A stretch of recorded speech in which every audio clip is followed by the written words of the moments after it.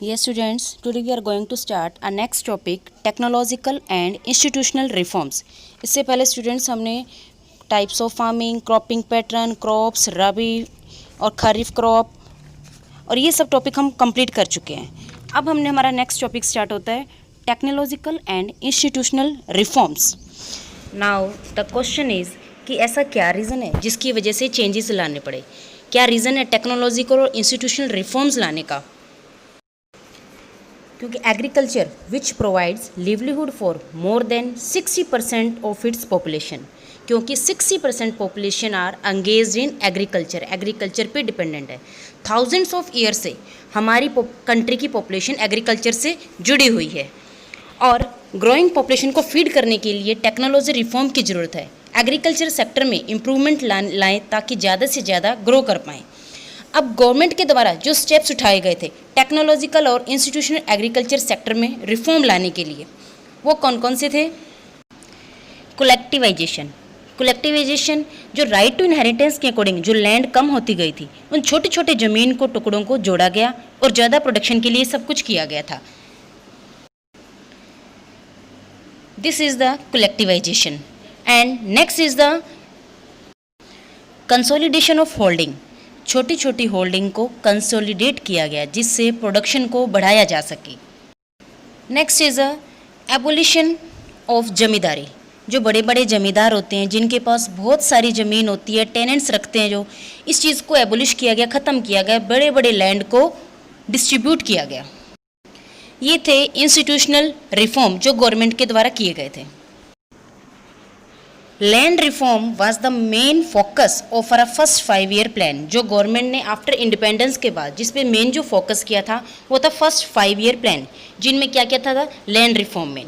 और land reform के बाद था जो provision for crop insurance.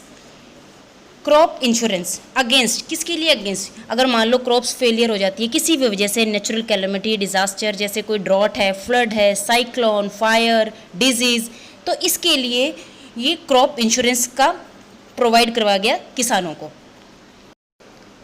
Cooperatives, regional rural banks in India, जो भी बैंक्स है ये इनको क्या करते हैं, लोन फैसिलिटी प्रोवाइड कराना फार्मर को at a lower rate of interest, जिससे किसानों को ज़्यादा प्रॉब्लम फेस नहीं करनी पड़ती, कम इंटरेस्ट पे उनको लोन प्रोवाइड करवाया जाता है बैंक्स के द्वारा, जो बैंक उनको फैसिलिटी देता है गवर्नमेंट के थ्रू। और इसके अलावा गवर्नमेंट के द्वारा और भी ऐसी स्कीम्स हैं जो इंट्रोड्यूस की गई फार्मर्स के बेनिफिट के लिए। किसान क्रेडिट कार्ड और the personal accident insurance scheme, Pradhan Mantri Fasal Bima Yojana, और moreover special weather bulletin and agricultural program for farmers were introduced on the radio and television.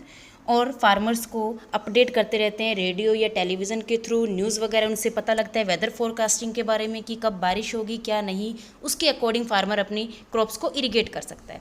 Next MSP minimum support price, pre announcement, जो farmers को crops लगाने से पहले announce किए जाती है government के द्वारा कि कम से कम इस क्रॉप को, यानी कि कोई भी फॉर एग्जांपल वीट है या कॉटन है, कि उस क्रॉप को आप अगर ग्रो करते हो तो आपको मिनिमम कितना उसका प्राइस मिलेगा। तो इसके अकॉर्डिंग गवर्नमेंट, अब ये फार्मर अपनी ज़रूरत के अकॉर्डिंग उस क्रॉप को ग्रो कर सकता है। और इसके अलावा जो टेक्नोलॉजिकल रिफॉर्म में और आते हैं ग्रीन रेवोल्यूशन और वाइट रेवोल्यूशन। ग्रीन रेवोल्यूशन में HYV सीड्स, नई नई टेक्नोलॉजी का यूज़ करना, ट्रैक्टर, हार्वेस्टर मशीन और जो पेस्टिसाइड्स हैं या केमिकल्स हैं, जिससे से ज़्यादा प्रोडक्शन को बढ़ाया जा सके। और दूसरा वाइट रेवोल्यूशन, डेयरी फार्मिंग से रिलेटेड किस तरह से ज़्यादा मिल्क प्रोडक्शन हो, इसमें ये सारे आते हैं। और वाइट रेवोल्यूशन का क्रेडिट जाता है अमूल के फाउंडर वर्गीस कुरियन को।